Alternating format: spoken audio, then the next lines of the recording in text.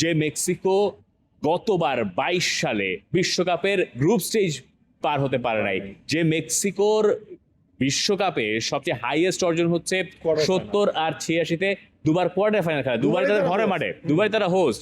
তো সেই 86-তে সবশেষ তারা যখন কোয়ার্টার ফাইনাল খেলেছিল, সেই দলের প্লেয়ার ছিলেন এখনকার মেক্সিকান কোচ হাভিয়ের আগুইরে। সেই হাভিয়ের আগুইরে তিনি সাইড বেঞ্চে বসে থাকেন তাও না, তিনি আবার এই যে কোচ না সাউথ আফ্রিকার যিনি কোচ উগো ব্রোস, তিনি তখন খেলতেন বেলজিয়ামে। এই দুজন আবার একে অন্যের বিপক্ষে ওই বিশ্বকাপে খেলেছেন। এই মেক্সিকো এইবার যে পরের বার মানে ওই 22-এর আক্ষেপটা যে ঘোচাতে চায়, সেটা আপনি বুঝবেন ম্যাচ শেষে হাভিয়ের আগুইরের কথা শুনে। তিনি বলছেন যে এটা গায়ের লোম দাঁড়িয়ে যাওয়ার মতো মুহূর্ত, যে আস্তে কায় যখন ওই হ্যাটগুলো ছুড়ে মারা হচ্ছিল একটা গোলের পরে, মেক্সিকান ওয়েভ চলছিল, অথবা যার হাতে যে পানির বোতল, আমরা ফুটেজগুলো দেখছিলাম। আমরা যদি এই মুহূর্তে নিউ জার্সিতে যেখানে ব্রাজিল প্র্যাকটিস করছে, আমরা মেক্সিকোতে নই, একটু জানিয়ে রাখি। হ্যাঁ এক্স্যাক্টলি, এবং আমরা সেটা বোঝার চেষ্টাও করছি। AKS অর্জন করলো Guinness world records. AKS Javier Aguirre বলছেন যে তিনি পর্যন্ত আপ্লুত হয়ে গেছেন যখন তিনি দেখেছেন স্টেডিয়াম, মানে মেক্সিকান সমর্থক কেমন হয় এটা আমরা বাংলাদেশে থাকতে তো আসলে 22-এর আগে জানতাম না।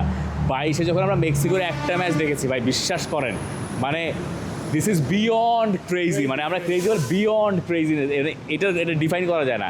একটা ম্যাচে গোল হয় নাই, কিচ্ছু হয় নাই, স্টেডিয়াম কাঁপিয়ে মানে যেখানে বসা ছিলাম সেটা সহ কাঁপিয়ে দিয়েছে।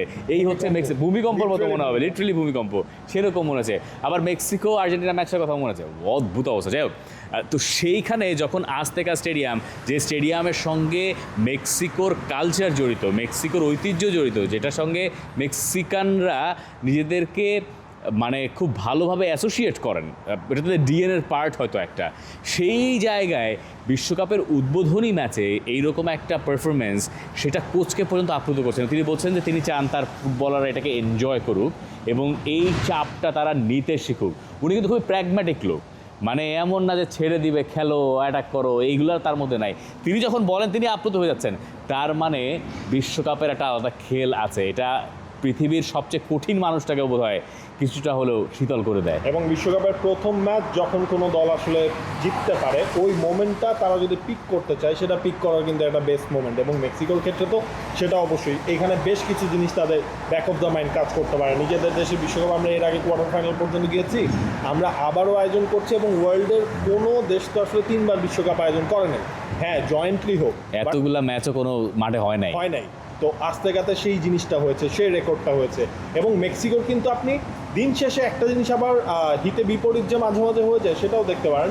মেক্সিকো কিন্তু ধরেন 70 সালের পর থেকে যে তারা 8টা ওয়ার্ল্ড কাপে নিজেদের ফার্স্ট ম্যাচটা তারা জিতেছে, কিন্তু আপনি কোয়ার্টার ফাইনালে দিন শেষে কয়টাতে যেতে পারেন? কোয়ার্টার ফাইনাল 2টাতে, এবং কোয়ার্টার ফাইনালে যেতে পারেনি। তো ওই জিনিসটাও আসলে মেক্সিকোকে বুঝতে হবে।